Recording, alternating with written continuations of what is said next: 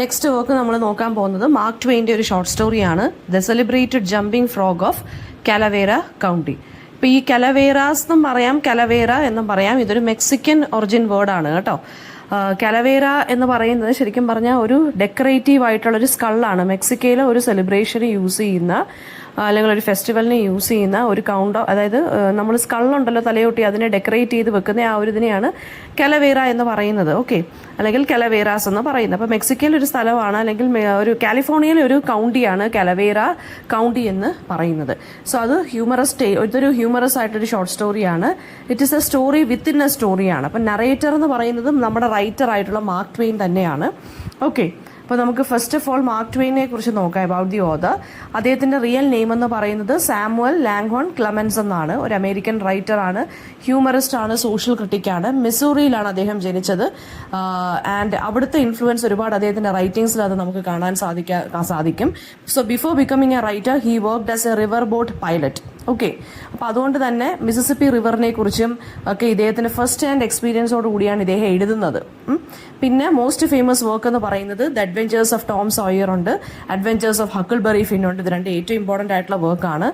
And adventures of Huckleberry ഫിന്നെയാണ് the great American novel എന്ന് first consider ചെയ്യുന്നത് കേട്ടോ.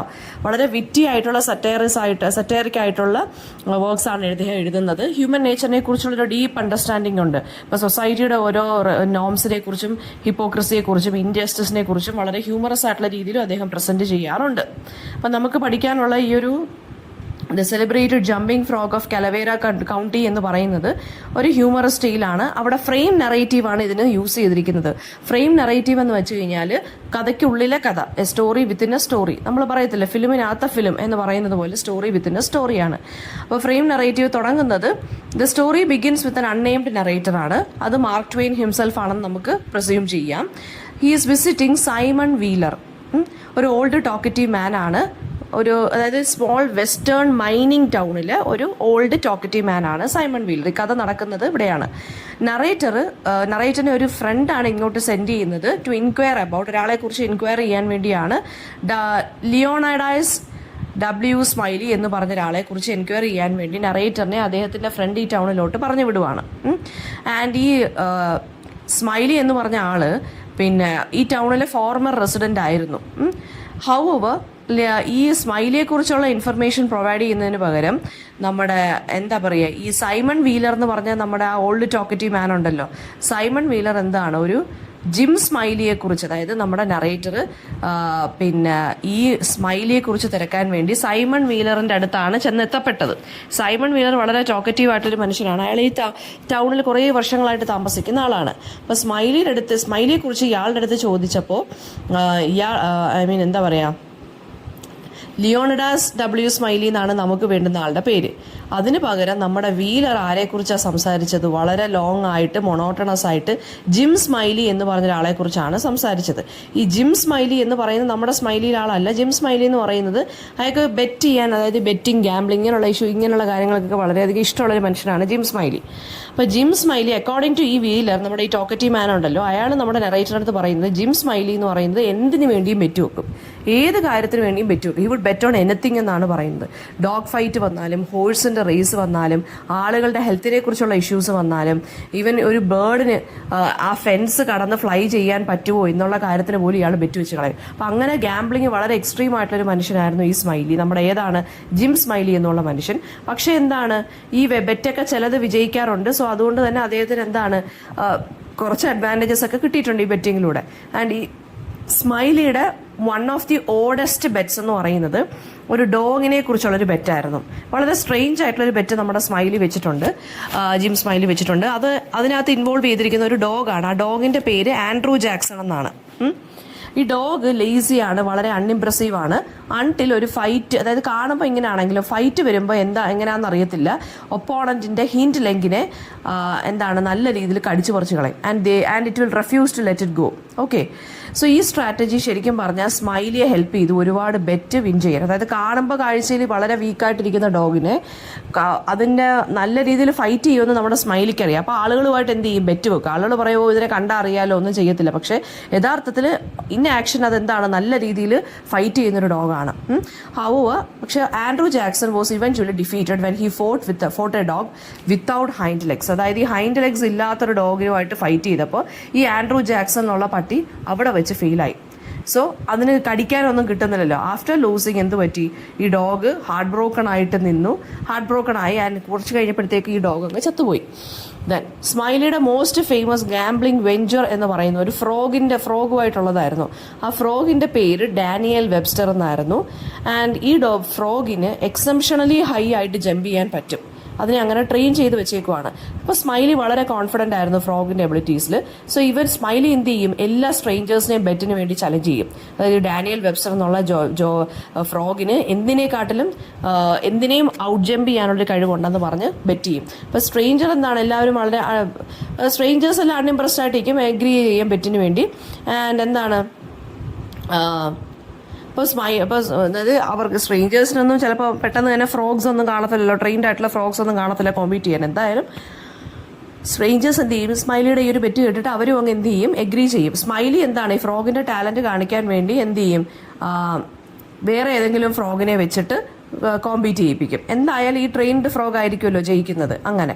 അപ്പോൾ അവിടെയും ബെറ്റിന് ജയിക്കും. അപ്പോൾ while smiley was away the stranger എന്ത് ചെയ്തു, സീക്രട്ട്ലി ഫിൽഡ് ഡാനിയൽ വെബ്സ്റ്റർ വിത്ത് ലെഡ് പെല്ലറ്റ്സ്. അതായത് സ്മൈലി പോയ സമയം നോക്കി ഈ കോമ്പറ്റീഷൻ നടത്താൻ വേണ്ടി ഒരു സ്ട്രേഞ്ചറിനെ ഇയാൾ കണ്ടുമുട്ടുമായിരുന്നു. അപ്പോൾ ഈ സ്ട്രേഞ്ചർ എന്ത് ചെയ്യും, സ്മൈലി പോകുന്നതും നോക്കി നിന്നിട്ട് ഈ സ്ട്രേഞ്ചർ സീക്രട്ടായിട്ട് ഈ നമ്മുടെ ഫ്രോഗിൻ്റെ വായ്ക്കകത്ത് ലെഡ് പെല്ലറ്റ് ഇട്ട് കൊടുക്കും. അപ്പോൾ ഫ്രോഗിന് ഹെവി ആയിട്ട് ഫീൽ ചെയ്യുന്നതുകൊണ്ട് ജമ്പ് ചെയ്യാൻ പറ്റത്തില്ല. സ്മൈലി റിട്ടേൺ ചെയ്യുമ്പോൾ ജമ്പിങ് കോൺടെസ്റ്റ് കണ്ടക്ട് ചെയ്യുമെങ്കിലും സ്മൈലിയുടെ ഷോക്കിന് ഡാനിയൽ വെബ്സ്റ്ററിന് നീങ്ങാൻ പോലും പറ്റത്തില്ല. അങ്ങനെ സ്ട്രേഞ്ചറിൻ്റെ പുതിയതായിട്ട് പിടിച്ച തവളയാണ് വിൻ ചെയ്തത്.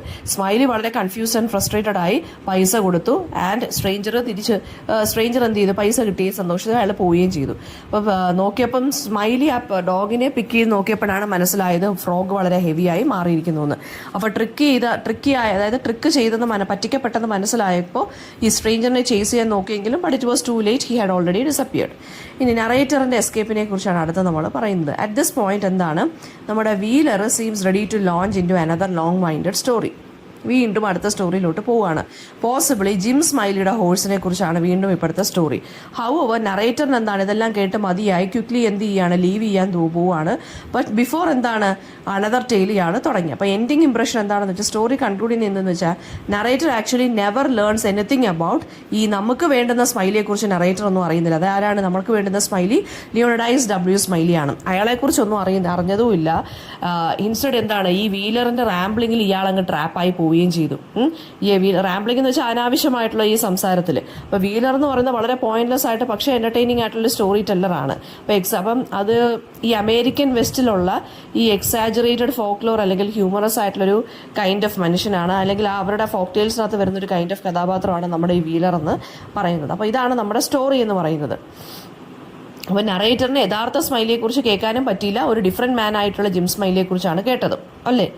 അപ്പോൾ സ്റ്റോറി എങ്ങനെ എൻഡ് ചെയ്യുന്നതെന്ന് വെച്ചാൽ, വീലർ എന്ന് പറയുന്നത് അനദർ സ്റ്റോറി പറയാൻ വേണ്ടി നിൽക്കുന്നു, നറേറ്റർ പോകാൻ സമ്മതിക്കാതെ പിടിച്ചു നിർത്തുവാണ്. അപ്പോൾ അതൊരു സ്റ്റോറി ശരിക്കും പറഞ്ഞാൽ മാർക്ക് ട്വെയിൻ്റെ ഒരു സ്റ്റോറി ടെല്ലിംഗ് അല്ലെങ്കിൽ സറ്റയർ അല്ലെങ്കിൽ റീജിയണൽ ഹ്യൂമറിൻ്റെ ഒരു എക്സാമ്പിളാണ് ഇതെന്ന് പറയുന്നത്.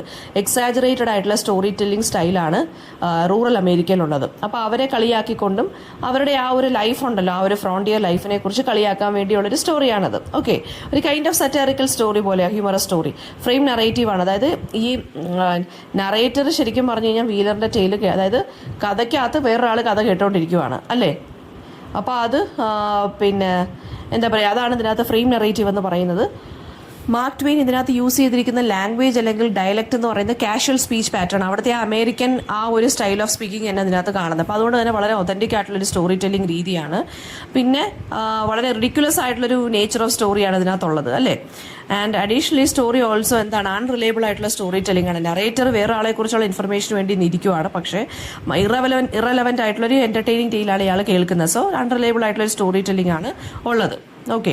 ബട്ട് ഇതിനകത്ത് വരുന്ന തീം എന്ന് പറയുന്നത് ട്രിക്കറി അല്ലെങ്കിൽ ഡിസപ്ഷൻ ആണ്. അതായത് ജിം സ്മൈലിയെ കുറിച്ച് വേറൊരാളെ കുറിച്ച് അറിയാൻ വന്നിട്ട് ജിം സ്മൈലിയെ കുറിച്ചാണ് കേൾക്കുന്നത്, ആ സ്ട്രേഞ്ചറിന്റെ. പിന്നെ അതുപോലെ തന്നെ സ്ട്രേഞ്ചർ ഫ്രോഗുമായിട്ടുള്ള ട്രിക്കറി, അതൊക്കെ നമുക്ക് ഇതിനകത്ത് കാണാൻ സാധിക്കും. അതൊക്കെ ആ ഫ്രോണ്ടിയർ സെറ്റിംഗിൽ ആ ഒരു പ്രത്യേക സ്ഥലത്തുള്ള കുറേ കാര്യങ്ങളാണ് ഇതെല്ലാം. അവിടുത്തുകാരുടെ ഒരു രീതിയാണ് എന്നുള്ള രീതിയാണ്. അതായത് അവരെല്ലാം കുറച്ചുകൂടി ഔട്ട്സ്മാർട്ട് ചെയ്യുന്ന ആളുകളാണെന്ന്. പിന്നെ റീജിയണലിസം അല്ലെങ്കിൽ വെർനാക്കുലർ സ്പീച്ച്, ആ ഡയലക്റ്റിലും അമേരിക്കൻ വെസ്റ്റിലും സ്റ്റോറി ടെല്ലിംഗ് ട്രഡീഷനിലാണ് ഇത് എഴുതിയിരിക്കുന്നത്. കൊളോക്കിയൽ സ്പീച്ചാണ് നമ്മുടെ സൈമൺ വീലറിന്റെ സംസാരത്തിനും ഉള്ളത്.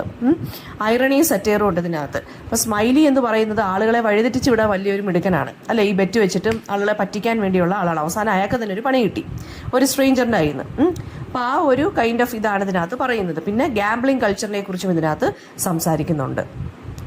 ക്യാരക്ടർ സ്കെച്ച് നോക്കുവാണെങ്കിൽ ജിം സ്മൈലി ഒരു കമ്പൾസറി ഗാംബ്ലർ ആണ്. എല്ലാത്തിനെയും കുറിച്ചും ബെറ്റ് വെക്കും. ക്ലവർ ആൻഡ് റിസോഴ്സ്ഫുൾ ആണ്. പിന്നെന്താണ്, വളരെ കണ്ണിങ് ആണ്. പക്ഷേ എന്നാൽ ഇയാളെ അവസാനം ഒരു സ്ട്രേഞ്ചർ വന്ന് പറ്റിച്ചിട്ട് പോവുകയാണ് ചെയ്യുന്നത്, ഇയാളുടെ ഓവർ കോൺഫിഡൻസ് കാരണം. അപ്പോൾ അത് ആ അമേരിക്കൻ വെസ്റ്റിലെ കൈൻഡ് ഓഫ് ആളുകളുടെ ഒരു കൈൻഡ് ഓഫ് സ്പിരിറ്റാണ് ഇയാൾക്കും ഉള്ളത്. സൈമൺ വീലർ എന്ന് പറയുന്നത് വളരെ ടോക്കറ്റീവ് ആയിട്ടുള്ള ഒരു റസ്റ്റിക് സ്റ്റോറി ടെല്ലർ ആണ്. ലോങ് വൈൻഡഡ് മൊണോട്ടണസ് ആയിട്ടുള്ള കാര്യങ്ങൾ പക്ഷേ എൻ്റർടൈനിങ് ആയിട്ടാണ് പറയുന്നത്. പിന്നെ നറേറ്റർ വളരെ റിഫൈൻഡ് ആയിട്ടുള്ള എഡ്യൂക്കേറ്റഡ് മാൻ ആണ്. ഈസ്റ്റിൽ നിന്നാണ് അദ്ദേഹം വന്നിട്ടുള്ളത്. ലിയോണഡൈസ് സ്മൈലിയെ കുറിച്ച് തിരക്കാൻ വേണ്ടിയാണ് അയാളെ ഒരു ഫ്രണ്ട് ഇങ്ങോട്ട് പറഞ്ഞു വിടുന്നത്. പക്ഷേ ഇയാൾ വീലറിന്റെ എൻഡ്ലെസ് സ്റ്റോറി ടെല്ലിങ്ങിനകത്ത് പെട്ടുപോവാണ്. വളരെ ഇംപേഷ്യൻ്റ് ആയി മാറുന്നുണ്ട്. ഇവഞ്ച്വലി എസ്കേപ്പ് ചെയ്യാൻ പറ്റുമ്പോഴും നോക്കുമ്പോഴും ഇയാളെ മറ്റേ ആൾ വിടുന്നില്ല, നമ്മുടെ സൈമൺ വീലർ. പിന്നെ ഈസ്റ്റും വെസ്റ്റും തമ്മിലുള്ള ആ ഒരു കോൺട്രാസ്റ്റ് ആണ് ഇതിനകത്ത് കാണിക്കുന്നത്. പിന്നെ ആ സ്ട്രേഞ്ചർ എന്നുള്ള കഥാപാത്രം വളരെ ക്ലവർ ആയിട്ടുള്ള ആളാണ്. ജിം സ്മൈലിയെ പറ്റിച്ച ആളാണ്, ഔട്ട്സ്മാർട്ട് ചെയ്ത ആളാണ്. ചീറ്റ് ചെയ്തിട്ടാണ് ഫ്രോഗ് ജമ്പിംഗ് കോൺടെസ്റ്റിൽ ഇയാൾ വിജയിച്ചത്. അപ്പോൾ ഡിസപ്ഷനെയാണ് ഇതും കാണിക്കുന്നത്.